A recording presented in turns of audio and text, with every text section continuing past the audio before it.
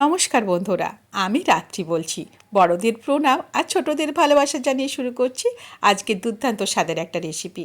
আজ তোমাদের বানিয়ে দেখাবো পাবদা সুন্দরী। এই পাবদা মাছে নুন, হলুদ, সর্ষের তেল মাখিয়ে খুব ভালোভাবে ঘষে ঘষে মাখিয়ে নেবো। মাখিয়ে নিয়ে রান্নাটা করব।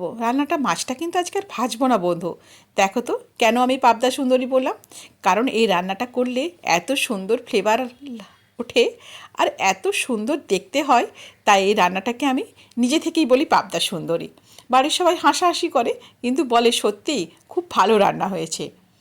রান্নাটা খুব অল্প সময়ে রান্না হয়ে যায়। সর্ষের তেল গরম করে কালো জিরে ফোড়ন দিয়ে দিলাম, এর সাথে দিয়ে দিলাম চিড়ে রাখা বেশ কয়েকটা কাঁচা লঙ্কা। এবারে মাছগুলো একে একে ছেড়ে দেবো। মাছগুলো কিন্তু ভাজছি না, এই তেলের ওপর দিয়ে যা সমস্ত মশলা দেবো সেইগুলো দিয়ে দেবো। দেখো, খেতে কিন্তু ভীষণ ভালো হবে আর দেখতেও ভালো হবে। তোমরা অবশ্যই একবার ট্রাই করো।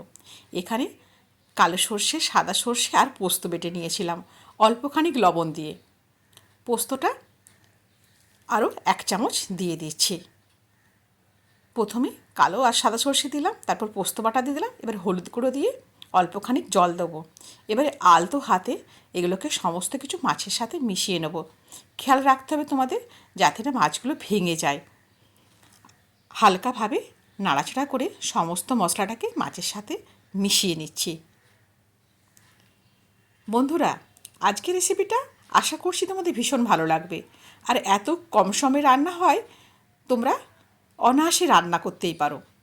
দেখো, এবারে এতে দিয়ে দিলাম 1 চামচ শুকনো লঙ্কার গুঁড়ো, কারণ এই শুকনো লঙ্কার গুঁড়ো দিলে কালারটা বেশ ভালো আসবে।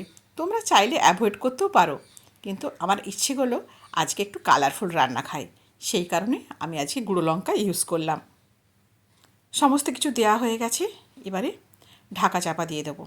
এখন কিন্তু আমি লবণ দিলাম না, কারণ মাছেও নুন হলুদ মাখানো ছিল আর সর্ষে বাটার সময় আমি অল্পখানিক নুন দিয়েছিলাম। চেক করে দেখে নিলাম অল্প পরিমাণ নুন লাগবে, তাই আমি অল্প পরিমাণ নুন অ্যাড করে একটু নাড়াচাড়া করে নিচ্ছি। আবার চাপা দিয়ে দেবো মিনিট 2-3-এর জন্য। রান্নাটা হার্ডলি হতে 5-7 মিনিট সময় লাগে, কারণ পাবদা মাছ এমনি ভীষণ নরম আর খুব তাড়াতাড়ি সেদ্ধ হয়ে যায়। রান্নাটা কিন্তু আমার একদম হয়ে গেছে। চেক করে দেখে নিচ্ছি মাছগুলো একদম সেদ্ধ হয়ে গেছে। আমি একটু নাড়াচাড়া করে নিচ্ছি। এবারে এর সাথে অ্যাড করে দেবো কুচিয়ে রাখা ধনেপাতা আর পাতিলেবুর রস। তোমাকে এ রান্নাটায় অবশ্যই দিতে হবে, তবে এর স্বাদ হবে অনন্য। দেখো, ধনেপাতা দিয়ে দিলাম বেশ কিছুটা, এবারে পাতিলেবুর রসও দিয়ে দিচ্ছি এর মধ্যে। দিয়ে গ্যাসের ফ্লেমটা বন্ধ করে রেখে দেবো আর গরম গরম ভাতের সাথে পরিবেশন করব। পাতিলেবুর রস, সর্ষে, পোস্ত, ধনেপাতার গন্ধে একদম মাতোয়ারা হয়ে উঠেছে গোটা রান্নাবাড়ি।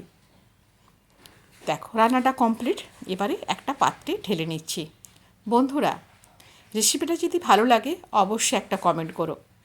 আর আমার রান্নাগুলো দেখতে বন্ধু একদম ভুলো না।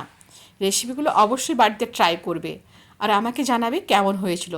তবে তো নতুন নতুন রান্না তোমাদের কাছে তুলে আনার আমি চেষ্টা করব। আর আমি অনেকটা আনন্দও পাবো যদি তোমাদের আমার রান্না ভালো লাগে। আজ তাহলে এই পর্যন্তই। দেখা হবে আবার নতুন কোনো রেসিপির সাথে তোমাদের সঙ্গে করে নিয়ে। সবাই ভালো থেকো আর সুস্থ থেকো। হ্যাঁ বন্ধু, আমায় মনে রেখো। ধন্যবাদ।